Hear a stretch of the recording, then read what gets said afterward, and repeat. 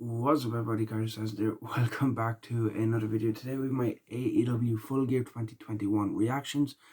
Well, it's more of a review than my reactions, but yeah, let's get straight into it. Before I actually get into it, I want to say please leave a like, comment, and subscribe.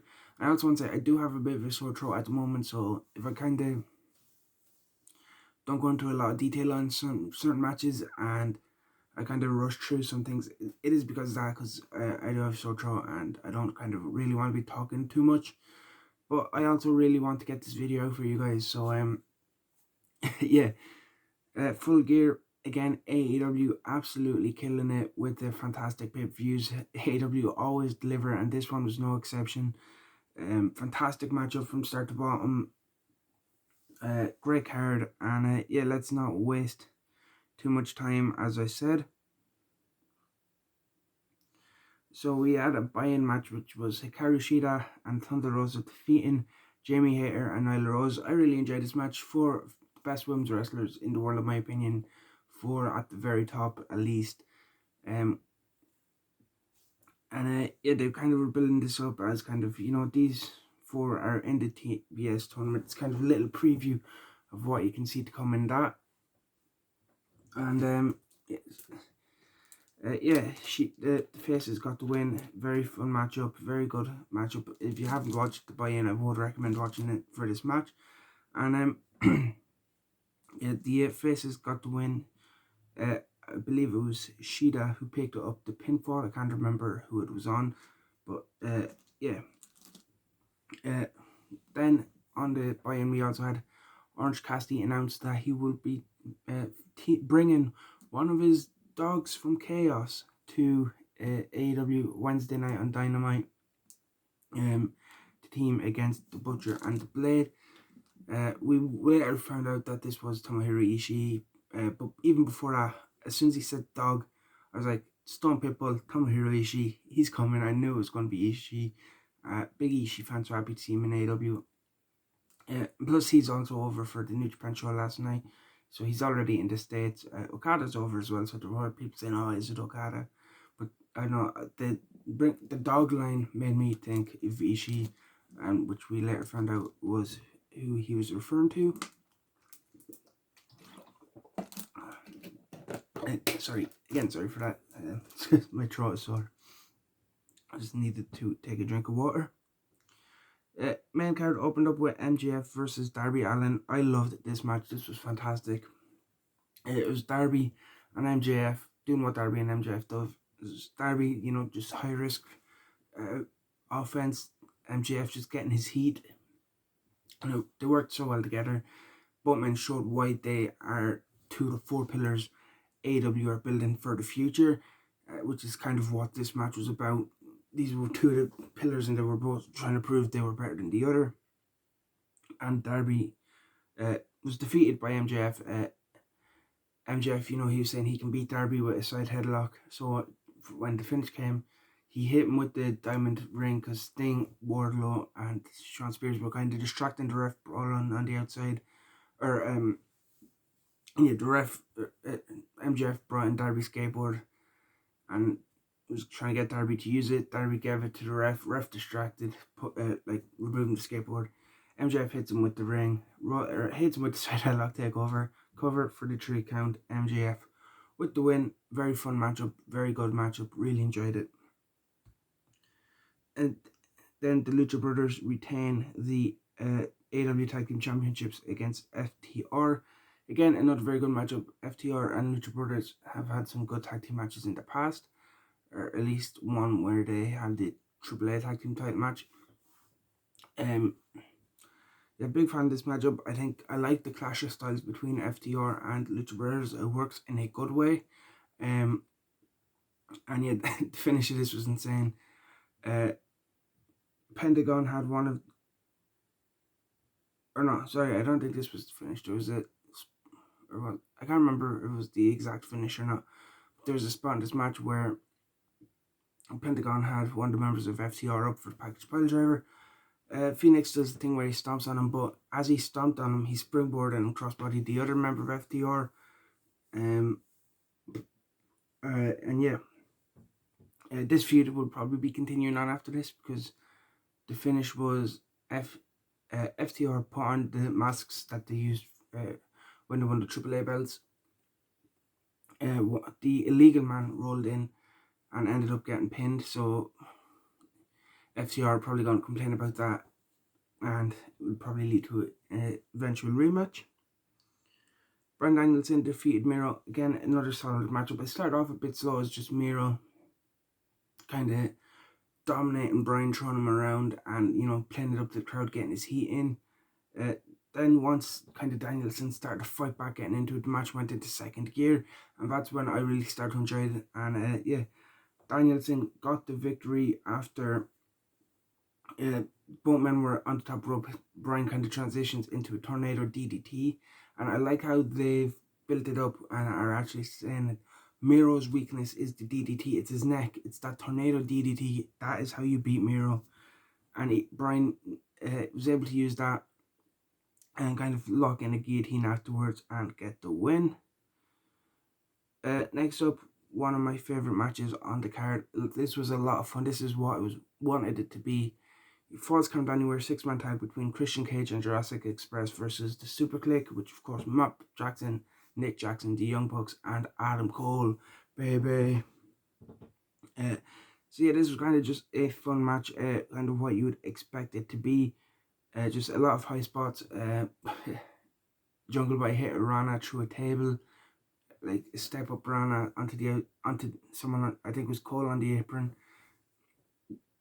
Ran at him through the table. I believe it was Matt Jackson. He elbowed Luchasaurus through a table, which was a good one.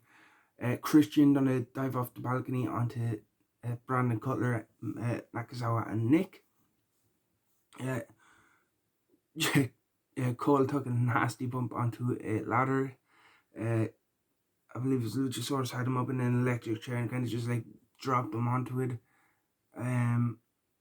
A couple of dives off the stage towards the end. Someone got Luchasaurus did like a shooting star onto like a group of people off the stage, and the finish I really liked. It was, or also before I get to that, Adam Cole like kind of climbed the set and did a Panama Sunrise on the ramp to Jungle Boy.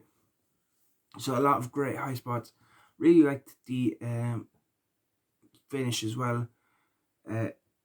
Christian was about to hit the concerto on one of the Bucks, and Jungle Boy was like, no, let me do it, and did it, and they got the win.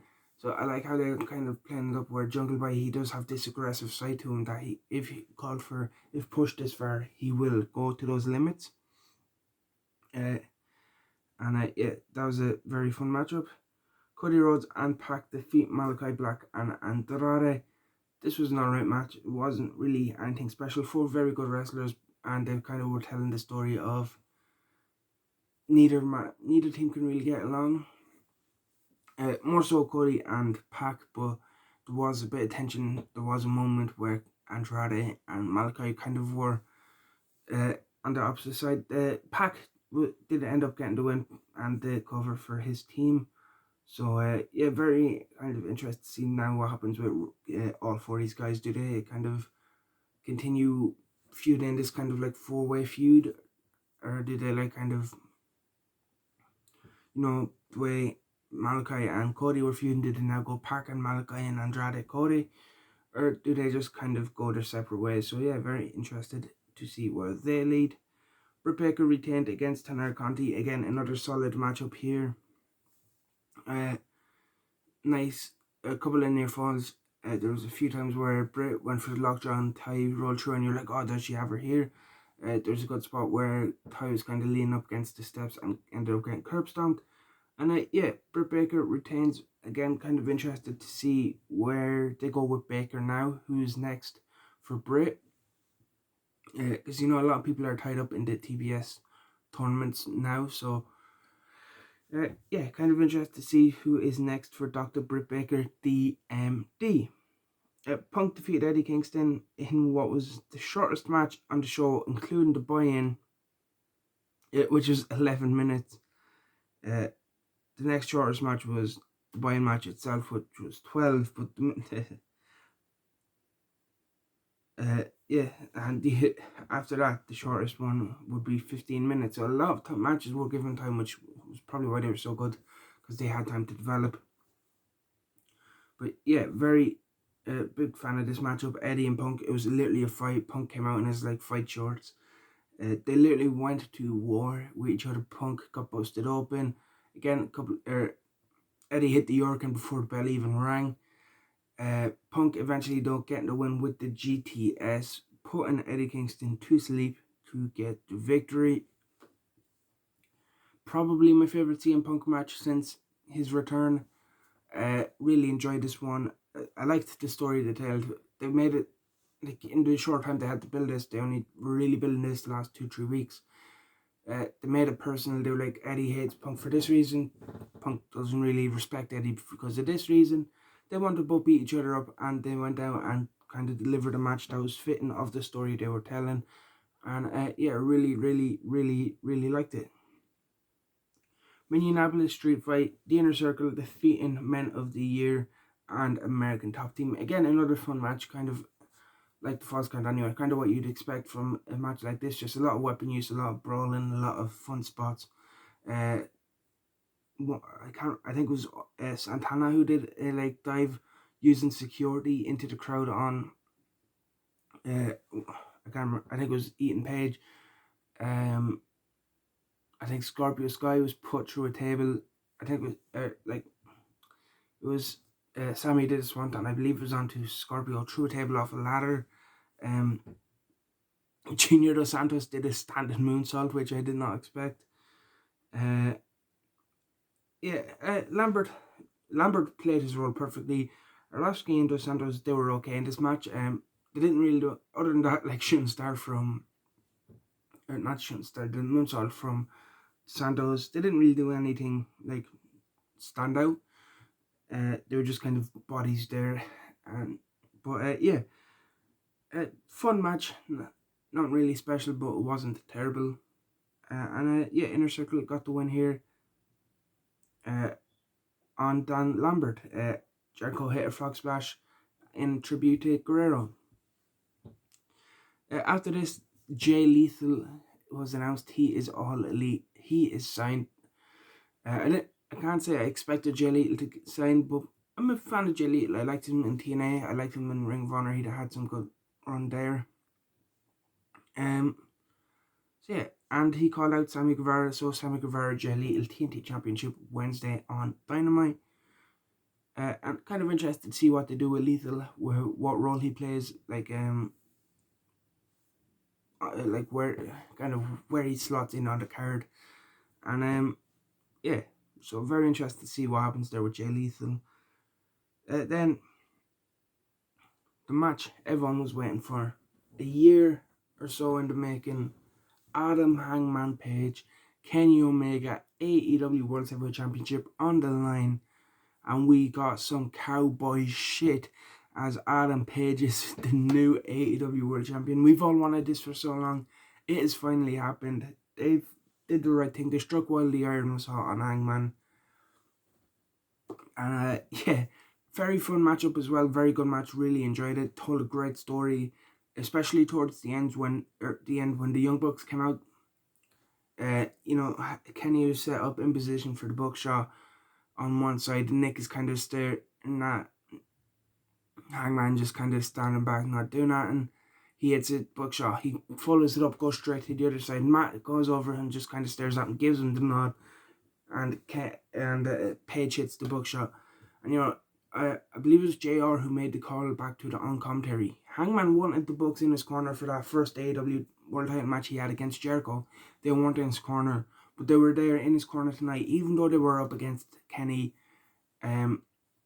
So yeah, very interested to see how that plays out between Kenny and the Bucks, and and the Bucks and Hangman.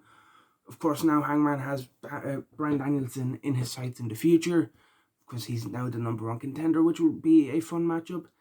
And yeah, very enjoyable match, very enjoyable show overall. So happy Hangman Page is AEW World Champion.